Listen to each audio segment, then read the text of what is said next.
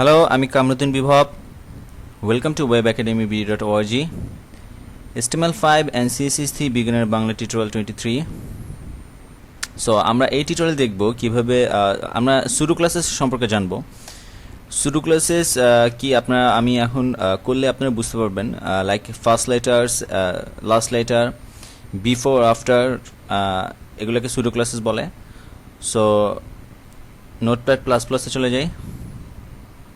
So আমি প্রথমে একটি ডিভ নিই.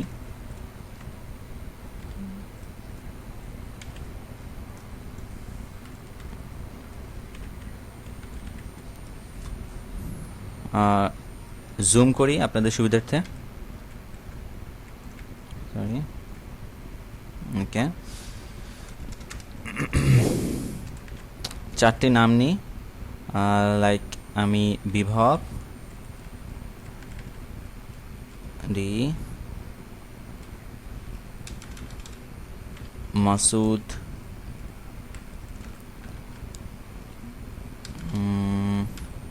মোহান, আরেকজন, ওকে, ওয়েব একাডেমি বিডি. সো আমি যা করব এখন, সুডো ক্লাসের সম্পর্কে ধারণা দিব. আমি ডিভের মধ্যে একটি আইডি ধরি. আইডি না ধরলেও করতে পারতাম, বিকজ একটি ডিভ আছে পুরা হোল বডিতে. ওকে, ড্যাড নাম দিই, ড্যাড. দেন আইডিটি ধরি আমি, ড্যাড. আপনারা আইডি এগুলো সম্পর্কে আগে টিউটোরিয়াল যদি দেখে থাকেন ভালো মতো ক্লিয়ার আছেন, আমার বারবার মনে হয় না বুঝাতে হবে. ওকে, ড্যাড ধরলাম. দেন আমি পি, প্রত্যেকটা পিকে ধরি.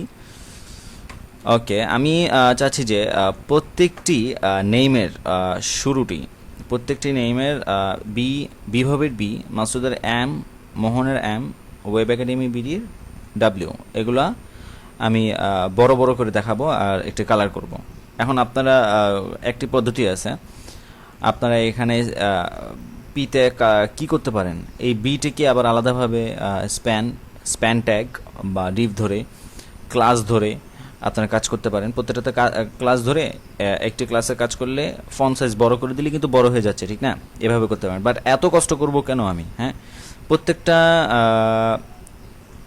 ওয়ার্ডের জন্য আমি একটি করে স্প্যান ট্যাগ ধরবো, আবার ক্লাস লিখবো, এগুলো তো টাইম ওয়েস্ট হয়. আমার উদ্দেশ্য থাকবে যে যত তাড়াতাড়ি আমি একটি ওয়েবসাইটের কাজ শেষ করতে পারি. হ্যাঁ, যত তাড়াতাড়ি এবং যত ক্লিয়ারলি কাজটি করতে পারি আমি. ওকে, দেন কি করব, পি এর প্রত্যেকটা প্রথম লেটারকে আমি ফন্ট সাইজ বিগ করব. দেন ফার্স্ট লেটার, সিম্পল জিনিস. ফার্স্ট লেটারকে আমি প্রথমে আইডিটিকে ধরলাম, দেন পি, দেন ফার্স্ট লেটারকে আমি ফন্ট সাইজ বিগ করব. ফন্ট সাইজ বিগ 50 পিক্সেল দিই আপনাদের বুঝার ক্ষেত্রে, না এত বড় করার দরকার ছিল না. ওকে, লঞ্চ ইন ক্রোম দিই.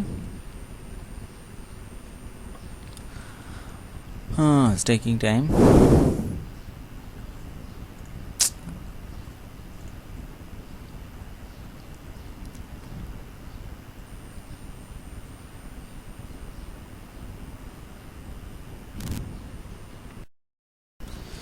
ওকে, দেখেন প্রত্যেকটি ওয়ার্ডের প্রত্যেকটি সেন্টেন্সের প্রথম ওয়ার্ড কি, মানে বি, এম, এম, ডাব্লিউ, যেগুলোকে আমি বলেছিলাম ফন্ট সাইজ বিগ করবো, ফন্ট সাইজ বিগ হয়ে গেছে. জাস্ট আমি কি করলাম, আইডি অ্যান্ড পিটির সিএসএস এ কাজ করলাম, P first letter font size আমি 50 পিক্সেল দিলাম, প্রত্যেকটা ফন্ট সাইজ 50 পিক্সেল হয়ে গেল.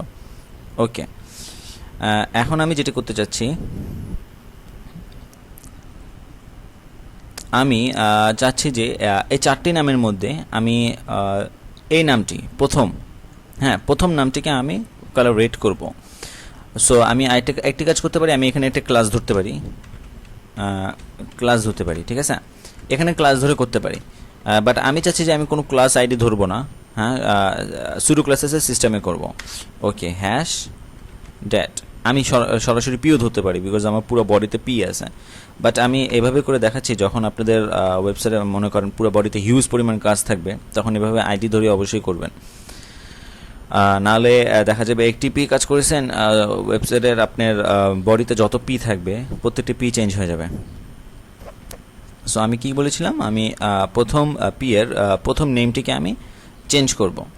ওকে, আমি আইডি ধরেছি ড্যাড সুবিধার্থে। আইডি যদি ডিফ যদি ড্যাড হয় অ্যান্ড পিগুলো হবে চাইল্ড, এভাবে মনে রাখবেন। ফার্স্ট চাইল্ড, ওকে, ফার্স্ট চাইল্ডের কালার করলাম রেড। এখন দেখেন 4টি নামের মধ্যে প্রথম নামটি আমার রেড হয়ে গেছে। ওকে, ঠিক এভাবে কন্ট্রোল সি আমি কপি করি, এভাবে আমি লাস্ট চাইল্ডটিকে করতে পারি। লাস্ট চাইল্ড কালার রেড, দেখেন লাস্ট চাইল্ডটি কালার রেড হয়ে গেছে। ওকে, আমি দেখালাম কি ফার্স্ট লেটার, প্রত্যেকটা পি এর ফার্স্ট লেটারে কীভাবে ফন্ট সাইজ করলাম, দেন প্রত্যেকটা পি এর ফার্স্ট আপনার পি এর ফার্স্ট চাইল্ড মানে প্রথম পিটাকে আমি ধরলাম, দেন লাস্ট পিটাকে আমি ধরলাম।